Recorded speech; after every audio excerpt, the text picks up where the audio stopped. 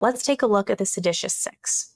These politicians have been hitting the internet and the airwaves hard to push a series of lies that can only undermine good in order and morale among our ranks of our defense forces.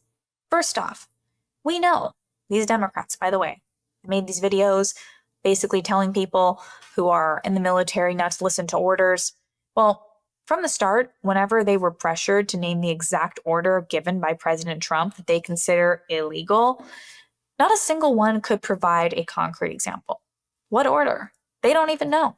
Basically, they just are saying, hey, don't listen to President Trump. Don't listen to anything. Let's, resort to anarchy and chaos.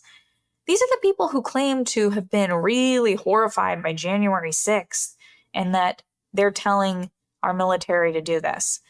These people have absolutely no scruples.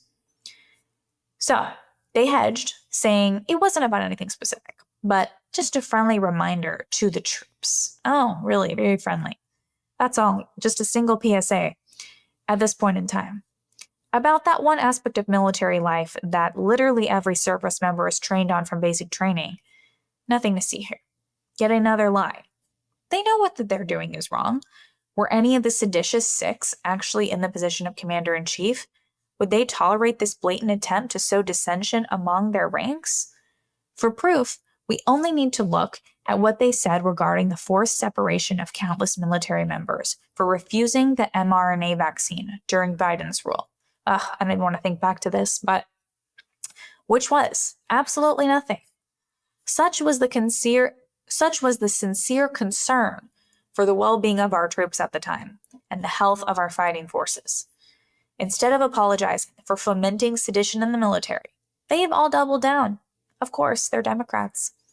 Senator Mark Kelly has recently been making the rounds on news media to ponderously insist that striking drug boats delivering city-killing-sized payloads of drugs to American shores while in open waters is somehow a war crime. Other Democrats and pundits are going on screen to warn individual soldiers that they're going to face international war tribunals for violating international law by following the orders of the Trump administration. That same administration, they still can't say actually gave an illegal order or what order that would be. Now, there's footage of Michigan Senator Elissa Slotkin talking about Trump canceling elections and asserting military rule over the entire country because that Trump is a dictator trope that the Dems have been using for the past 10 years needed a new coat of paint, I guess. What's the point? Well, it's about destroying our military. Certainly, that is the goal of the Democrats. Why else would they be saying these things?